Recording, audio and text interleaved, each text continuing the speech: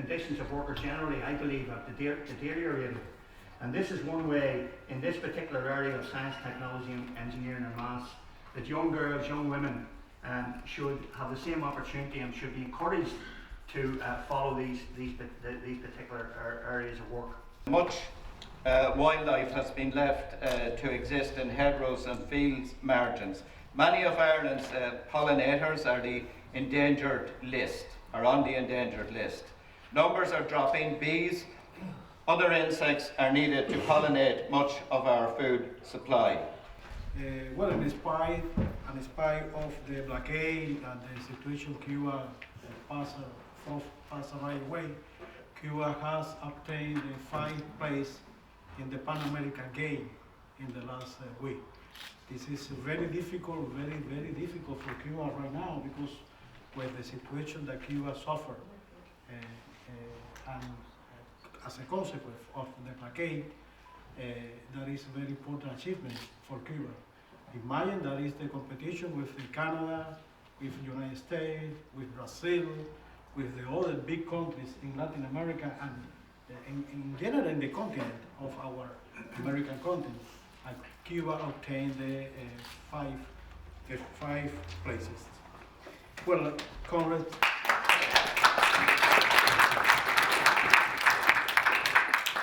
All mean that solidarity with Cuba must continue to strengthen until one day is definitely lift the criminal blockade.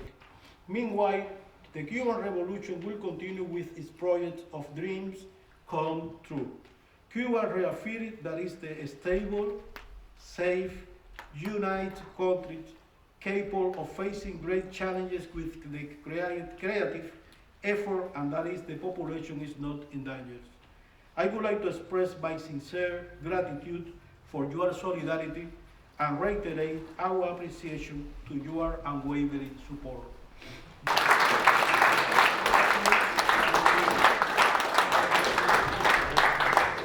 And I'll just read the motion because it's quite an important motion. Public housing in light of the government's Housing for All plan, lauded by Darragh O'Brien, TD, Minister of the Department of Housing, Local Government and Heritage. That this RDESH reiterates that housing is a basic and essential human right. Without fair access to suitable housing, the supposed right to family life, to health care and to education are hollow. The Ishkearn, as it's now called, because of the bad reputation that the English version had got, it was renamed, and it's actually worse than ever. I live in an area where for the last nearly year and a half now, almost every day the water is dirty, and I mean dark brown for at least half the day. You can't the other morning I put water into the kettle to make tea without looking at it too much. And then when I was washing up after, I discovered the water was brown. I actually made the tea and drank it with the dirty water. Sorry, comrades, I'd like to reiterate our long-held policy on Irish neutrality, and we're calling for a referendum on Irish neutrality to be enshrined in the Constitution. This political statement sets out comprehensively the dynamics, the ideological imperatives and the political and organisational responses required of us as we continue to build and rebuild the Workers' Party. And the time that this RDESH is taking place, it occurs within a few days, essentially, of one of the most famous proletarian acts in history. The history of the success of the Great October Socialist Revolution in Russia in 1917.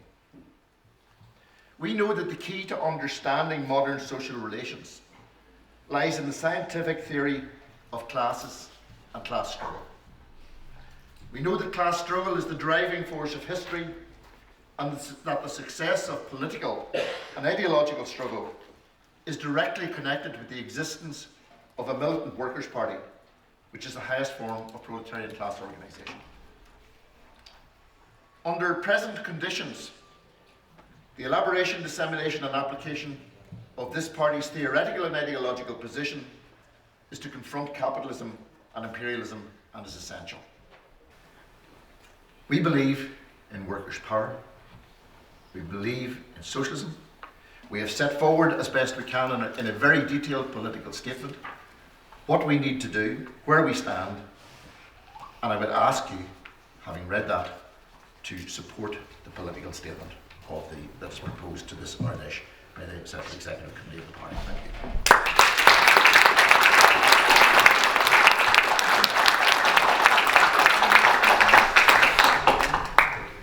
I call upon Jerry Grainger, the International Secretary, to come to the platform.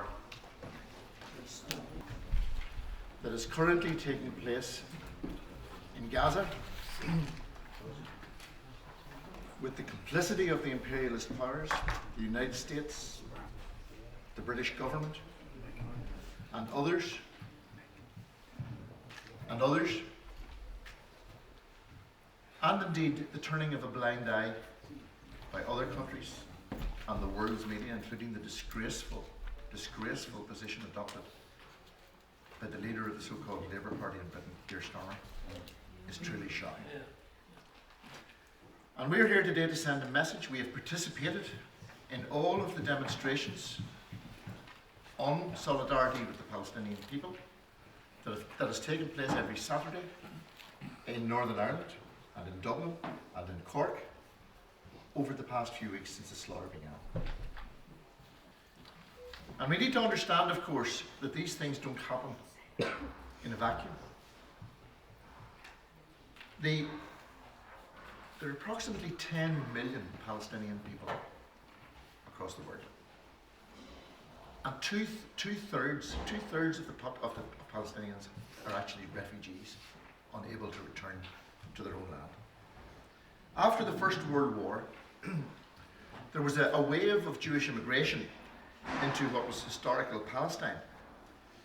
And from 1896, when Theodor Herzl, the founder of political Zionism, published his book, The Jewish State, the foundations for an essentially racist and apartheid state were laid. And that has certainly come to fruition with a vengeance.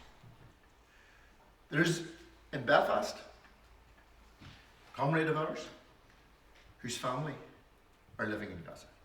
And I get regular updates from him. His brother is a cardiac surgeon. And members of their family are being killed. They sometimes can't even contact one another because the Israelis shut down the means of communication. And that doesn't only impact, that impacts on people who don't know where their families are. They don't know if they've been killed, or if they're still alive, or if they're fleeing, or they're in hiding. They can't contact them, simply because they can't communicate. And not only does it interfere with that basic right to find out whether your relative, your loved one is living or dead, it means they can't communicate with the emergency services. So if a bomb is dropped, or a missile is fired, or a tank shoots at people and kills a number of people and wounds them, the emergency services can't be alerted. They don't know. If they're buried under the rubble, they're trying to dig people out with their bare hands because there is no fuel for the machinery to do it, other than in exceptional situations.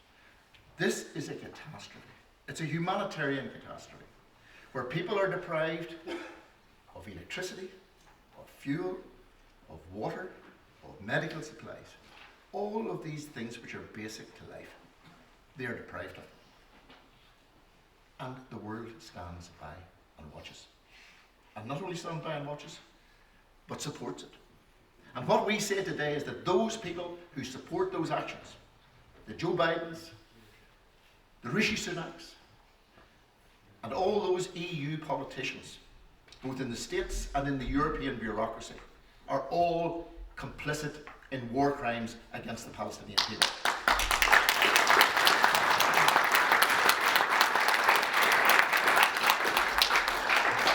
And we also say that those people who cannot bring it, don't have the humanity to recognise that these are people, our fellow human beings that are being killed, the likes of Keir Starmer, are equally complicit in that slaughter. And we will not forget it, and the people will not forget it. This Ardèche supports the right of the Palestinian people to resist occupation. We offer our solidarity to our many comrades, our many communist comrades in Palestine and in Israel, and to those in Israeli society, and there are many of them, especially in the peace movements, who are working towards an end to the war and to peace. The current catastrophe, which is supported and financed by imperialism, cannot be divorced from the history of the region and the historic denial of Palestinian rights. Peace for all in that region can never be achieved unless the root causes of the problem are addressed. The slaughter must be stopped. Humanity demands an immediate ceasefire involving the withdrawal of the US and UK presence in the region, an end to financial and military support for the Israeli state from the imperialist states. And this Ardèche demands the suspension of diplomatic relations, the immediate suspension of diplomatic relations between Israel and Ireland until a ceasefire is declared, until the siege of Gaza is lifted, until humanitarian aid is facilitated, until war crimes against the Palestinian people are investigated, until the illegal occupation of the occupied territories is ended in accordance with UN resolutions, and the commencement of negotiations for a long-term peace settlement which recognises, as it must recognise, a free and independent state of Palestine and the legitimate rights and demands of the Palestinian people. Comrades, I would urge you to support this resolution and to continue on the streets to further the demands for a free Palestine and solidarity with the Palestinian people. Thank you. How the hell is Israel defending itself when it's killing babies, it's killing children like them, it's killing men and women actually who've done nothing more than want to live their lives in peace? As Jerry said, a lot of those people, none of us has any time for Hamas, but that does not justify not only the Israelis. And while there's people like Starmer who are traitors to their people like Starmer, people like Joe Biden, people like those in the EU who will continue to give ground cover and cover to the Israeli government, to a Zionist government, then they will continue to murder their way. They will actually kill every last citizen in Gaza and in the West Bank if they get away with it. And I say to Keir Starmer, hang your head in shame. And Suella Braverman is quoting hate speeches. Well, I have news for you, Suella. From the river to the sea, Palestine will be free. The last item now on the agenda is the presidential address by party president, Comrade Ted Tynan. I think I'm walking out the door. Thanks, Comrade Granger. I'm overwhelmed by it, you know. I thought it was overdone a bit, but I was just like anyone else. We have a good old team in Cork, and we have a new person here today, and the flood water was coming in the back door and out the front door 3 weeks ago, and I met the woman, and it's been my pleasure to get to know Jerica, okay? And anyway, I have a speech here. I don't think I'll be able to go through it, but I'll have a shot at it. And I feel so humbled now, and also feel so proud that I'm a member of this organisation, and I was always loyal to its aims and objects, you know. But anyway, comrades, friends, honoured guests from home and abroad, I want to start by saying what a genuine pleasure it has been to attend this Ardèche today. This is the first time that delegates from all over Ireland have been able to meet together for our conference in 4 years. It has added an extra layer to the joy of catching up with comrades from everywhere, of swapping stories. It is a great feeling and adds to the sense of comradeship and unity that the Ardèche brings.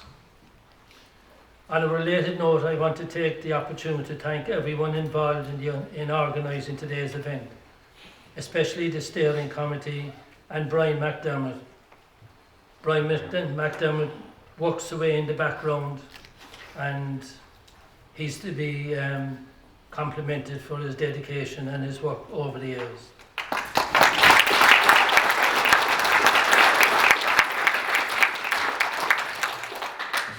Signs of dissatisfaction are obvious north and south, and many working class people are looking for a different politics, one responsive to their needs. We have an opportunity, comrades. It is possible to transform protest into class politics. At the risk of sounding immodest, we have done it in Cork. Years of hard work and campaigns such as Free the Old Head of Kinsale and consistent agitation on the ground promoting the Workers' Party and its politics have paid off. We were able to regain a seat in local government and to use that platform to promote class politics and progressive causes.